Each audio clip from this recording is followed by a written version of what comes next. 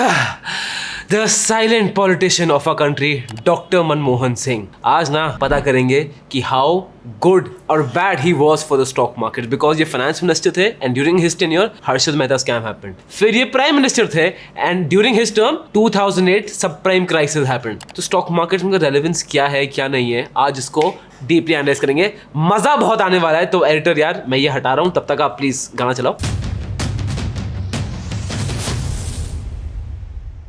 Ladies and gentlemen, Goyal आपके सामने आ गया है with another very interesting case study और रिसर्च। इन्वेस्टर होना बहुत मजा आने वाला है इसको सुन के। अब डॉक्टर मनमोहन सिंह, ठीक है, I am not going to talk कि उनकी बचपन कैसा था, पढ़ाई कैसी, लाइफ की स्ट्रगल्स क्या थी, मैं कुछ बात नहीं करने वाला उसके बारे में। I am only going to talk कि under him as a finance minister and as a prime minister how did the stock markets perform, how did the economy perform, और हो क्या क्या रहा था, एंड वाज ही गुड और was he actually bad. इसको देखेंगे, बड़ा मजा आएगा। अब doctor Manmohan Singh was the finance minister from the year 1991 to 1996, ठीक है। During his tenure this is the market condition. आप देख रहे हो it is extremely volatile. Why? Because during his term itself Harshad Mehta scam had happened. तो स्टोरी ना थोड़ी शुरू से स्टार्ट करते हैं। अब 1991 में इंडिया की इकोनॉमिक हालत बहुत ज्यादा खराब थी। मतलब basically we were close to bankruptcy. जब श्रीलंका की हालत देख रहे हो, पाकिस्तान की इकोनॉमी की हालत देख रहे हो, इंडिया की हालत काफी क्लोज थी उस हालत से। व्हाई? IMF में लोन भरा हुआ था, वर्ल्ड बैंक से लोन भरा हुआ था, फिस्कल डेफिसिट आसमान को छू रहा था, गोल्ड रिजर्व बहुत कम थी, फॉरेन एक्सचेंज रिजर्व तो बहुत ज्यादा कम थी। तो हालत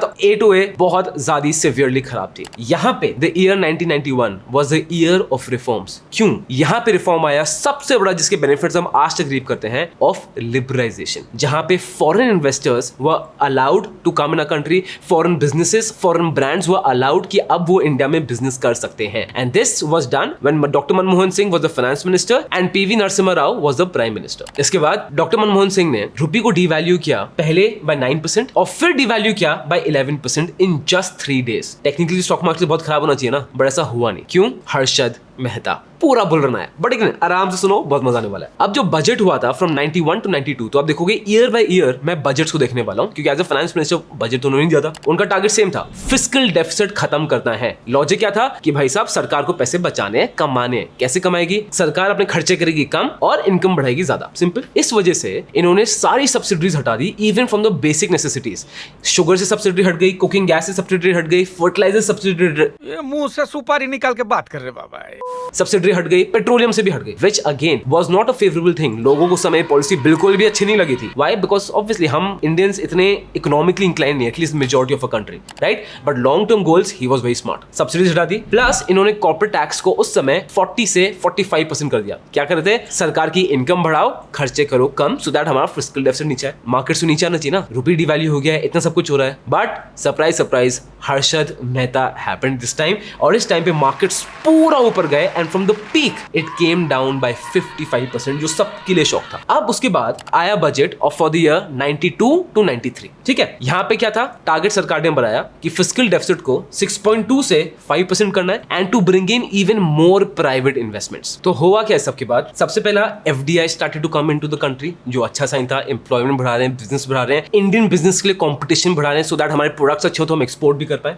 but because the Harshad Mehta crash, I tell the facts, BSE का मार्केट कैपिटल था 2.7 lakh crore in 1992 and in 1993 2.7 lakh crore से सीधा क्या हो गया? 1.6 lakh crore. The market capital fell. Trading volumes in the market were 1/3। बहुत खराब इफेक्ट था। एंड इसमें इस टाइम पे ना डॉक्टर मनमोहन सिंह थोड़े इनफेमस भी हो गए थे, because he gave a statement which said, I don't think the secondary markets are really determined what happens in the primary market. तो जब एक फाइनेंस मिनिस्टर ऐसी चीज बोलता है ना कि सेकेंडरी मार्केट्स, जो स्टॉक मार्केट से ज्यादा फर्क नहीं पड़ता प्राइमरी मार्केट पे, ऑटोमेटिकली इन्वेस्टर्स का फेथ और खराब होता है एंड देयर एक बहुत बिटर टेस्ट आता है towards stock markets. Then in the budget of from 93 to 94 again government ने कैपिटल स्पेंडिंग और कम की, सो दैट खर्चे गवर्नमेंट ने और कम किए। फिर जो बजट्स हुए थे ऑफ 1994 to 95, उसमें दोबारा budget did not meet the expectations. इस समय था कि चलो मार्केट दोबारा हीट पकड़ेगा, बट नहीं पकड़ी, बिकॉज हर्षद मेहता के स्कार्स अभी तक थे। अभी तक 96 छोड़ो यार, अभी तक हमने पूरा देखा and we know how deeply it has impacted the psychology of our parents, at least जो उस टाइम पे इन्वेस्ट कर रहे थे।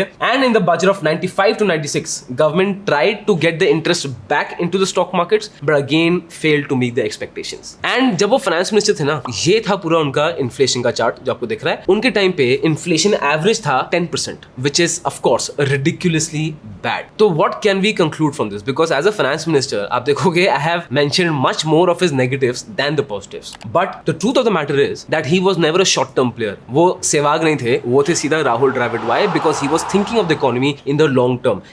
At least it's by his action it seems कि उनको फर्क नहीं पड़ा था कि मार्केट्स 1-1.5 साल में किधर जा रहा है, 6 महीने में किधर जा रहा है, इतना उनको फर्क नहीं था. उनको फर्क ये था कि लॉन्ग टर्म में the Indian economy should be strong. And if you actually think at the back और डॉट्स कनेक्ट करोगे ना, जो उनका टाइम फ्रेम था, जो उन्होंने पॉलिसी दी थी गवर्नमेंट के खर्चे कम करके और टैक्सेस बढ़ा के, जो बहुत ही इनफेमस थी, but those were the pillar points जिसके वजह से इंडियन इकोनॉमी स्ट्रेंथन होना शुरू हुई थी. अब आते हैं when he became the prime minister of a country, the prime minister of the world's largest democracy. हमारे 13 प्राइम मिनिस्टर थे एंड वो प्राइम मिनिस्टर रहे फ्रॉम 22 मई 2004 टू 26 मई 2014. ठीक है, ड्यूरिंग हिज टेन्योर, ये आपको पूरा दिख रहा है चार्ट्स, मार्केट्स कैसे गए थे. इस टाइम पे पूरी 2008 की सब प्राइम क्राइसिस आई जहां पे मार्केट्स 60% के नीचे आ गए थे. फिर 2011 में भी मार्केट्स बिकॉज वीक थे, it came down with 25%, but at the end markets ऊपर ही बंद हुआ. टू बी वेरी फेयर, अगर मैं इसको एकदम फेयरली देखूं तो आई रिमेंबर 2014 एंड, ये मई में इनका टेन्योर खत्म हुआ था 26 मई 2014. बिफोर दैट इटसेल्फ फरवरी 2014 से ना बहुत न्यूज होने लगी थी कि Narendra Modi is the new candidate, Narendra Modi आ रहे, दुनिया चेंज जाएगी, Narendra Modi Narendra Modi Narendra Modi. Because of which markets automatically बड़े ऑप्टिमिस्टिक हो गए थे, बिकॉज ओवरऑल सेंटिमेंट क्या था कि BJP is clearly going to win, which it actually did. So उस चक्कर में मार्केट्स वेंट रियली अप. तो मैं आपको पहले क्लियरली बता रहा हूँ, लास्ट 2 कैंडिडेट जो आप यहाँ ग्राफ में देख रहे हो, I would suggest that in my opinion it was not only him, it was the hype कि when Narendra Modi becomes the prime minister things are going to turn for much better. अब him being the prime minister क्या क्या major events हुए. ठीक है, सबसे पहला high GDP growth, और when I say high I mean extremely high, record high GDP growth थे under Manmohan Singh as the prime minister. ठीक है, इनका जो एवरेज जीडीपी ग्रोथ था was around 8 to 9%, which is again beautiful. और उनका बताऊं हाईएस्ट जीडीपी ग्रोथ क्या रहा है, जो सबकी आंखें फाड़ दी थी, विच वाज 10.08% इन 1 ईयर का जीडीपी ग्रोथ था, which is fantastic. Can you imagine आज के दिन जीडीपी ग्रोथ की बात आ जाए 10.08%, हम कहां से कहां मार्केट पहुंच सकता है, हम इन्वेस्टर्स के एक्साइटमेंट कहां से कहां पहुंच सकता है, वो इस टाइम पे था. सेकंड चीज, the special economic zones act in 2005. तो बेसिकली एक लीगल फ्रेमवर्क दिया था to all the SEZ to promote new FDIs coming in, और सर्विसेज जनरेट हो, और मैन्युफैक्चरिंग जनरेट हो, और बहुत सारी चीजें जनरेट हो. अब ऐसे टेलविंड में देखना तो बड़ा मुश्किल है यार कि कितना उसने पॉलिसी ने इफेक्ट किया था, बट जितने मैंने रिपोर्ट्स पढ़े, जितनी मेरी टीम ने पूरी रिसर्च की, इट मेड सेंस कि हाँ it was a strong pillar, कि वो इंडियन इकोनॉमीज और बिजनेसेस के लिए काफी एक अच्छा इनिशिएटिव था. इसके बाद आया था the Indo US nuclear war. ठीक है, I don't know if you remember this, but news में बहुत आया था. And yes, India became a super power, यार न्यूक्लियर पावर मिल गई थी, which is fantastic. But because of this only ये इकोनॉमिकली बहुत खराब था, बिकॉज जो दूसरी कंट्रीज थी दे अपोज्ड इंडिया, जो हमारे एलाइज से जिनसे हमारे बहुत एक्सपोर्ट्स और इंपोर्ट्स होते थे, दे अपोज्ड इंडिया, और उन्होंने इंडिया के एक्सपोर्ट्स, जो भी अपनी गुड्स इंडिया से एक्सपोर्ट करते थे, उसमें टैक्सेस बहुत ज्यादा बढ़ा दिए थे, जिसकी वजह से are import cost increase, which was definitely not good for the economy. उसके बाद come on the global crisis of 2008. ओ भाई साहब, जब मुझे अभी तक याद है 2008 मैं 10th स्टैंडर्ड में था उस समय, एंड द मार्केट्स करेक्टेड ठक ठक ठक ठक 60% थे, लोअर सर्किट पर लोअर सर्किट पर लोअर सर्किट. उस समय तो ब्रोकरेज हाउसेस बर्बाद हो गए थे, रिटेल इन्वेस्टर्स खत्म हो गए थे, सबकी हालत खराब हो गई थी. And that's a very famous thing, you know, कि when US sneezes the entire world has a cold. इस सिचुएशन में US ने स्नीज नहीं किया, छींक नहीं मारी, इस सिचुएशन में US ना उल्टियां कर रहा था, उल्टियां. तो can you imagine world wide क्या हालत थी. So I definitely would not blame any political leader, India का भी नहीं, किसी और कंट्री का भी, फॉर दिस क्रैश, बिकॉज यार ये तो मतलब पूरी सुनामी आ रही है, तो इंडिया जितनी भी स्ट्रॉन्ग शिप हो, इंडिया को भी तो हिलना ही है, तो इंडिया भी हिली पूरी, और बहुत अच्छे से हिली. उसके बाद द क्रैश करेक्शन ऑफ 2011. अब सब प्राइम क्राइसिस जो हुई थी 2008 में ना, इसके इफेक्ट्स 2011-12 तक भी थे, एंड 2011 में काफी खराब रहा, बिकॉज इंडिया की हालत भी उतनी अच्छी नहीं थी, हमारा रुपी काफी मेजरली क्रैश किया. और आपको ये ध्यान होगा ये बहुत मेजर था, बिकॉज आई डोंट नो अब आप कितने ओल्ड हो कितने हो, बट आई क्लियरली रिमेंबर उस टाइम पे मैं मार्केट्स 2010 में एंटर किया था. सिचुएशन ये थी, the entire sentiment was against the Congress government, पूरा सेंटिमेंट. व्हाई? हर चीज का ब्लेम कांग्रेस गवर्नमेंट पे चला गया था, हर चीज का ब्लेम डॉक्टर मनमोहन सिंह को गया था, जहां पे इनका बहुत मजाक उड़ा था, he is a silent prime minister, he is this, he is that, Forbes में आ गया था, टाइम मैगजीन में आ गया था, he is a silent prime minister, और बहुत हंसी उड़ा था। बीजेपी ने फुल ऑन कैंपेनिंग की थी कि देखो टमाटर के भाव बढ़ गए, पेट्रोल के भाव बढ़ गए, ये भाव बढ़ गए, फुल ऑन कैंपेनिंग की थी। Again I am not talking anything bad about BJP, जब बीजेपी की साथ ये सेम चीज हो रही है ना तो कांग्रेस भी वही कर रही है, तो इट इज द सेम, ये नेचर है। बट मैं आपको समझाना चाह रहा हूं एज एन इकोनॉमिस्ट, ठीक है।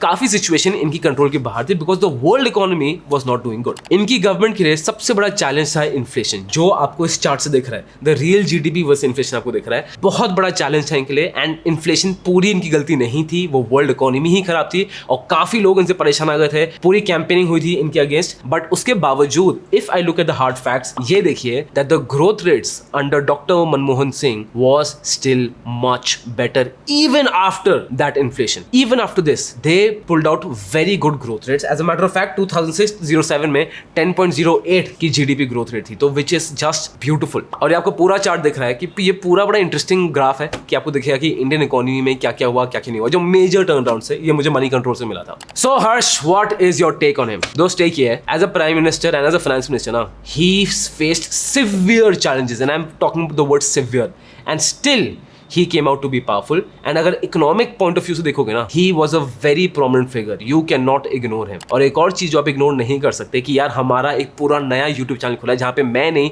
मेरे पूरी टीम ऑफ एंकर्स हैं जो आपको बताते हैं, उसको जाओ सब्सक्राइब जरूर करना। And if you like this research और ऐसी रिसर्च पसंद है तो नीचे कमेंट करके बताओ किस टीम में रिसर्च चाहिए, सारी रिसर्च आपको मिलेगी, हमारी टीम को करने में बड़ा मजा आता है, राइट। ये नए चैनल की वीडियोस है और लाइक और सब्सक्राइब तो आपको पता ही है, तो रूटीन है यहाँ तो करना ही आपको, ठीक है। चलो बाय।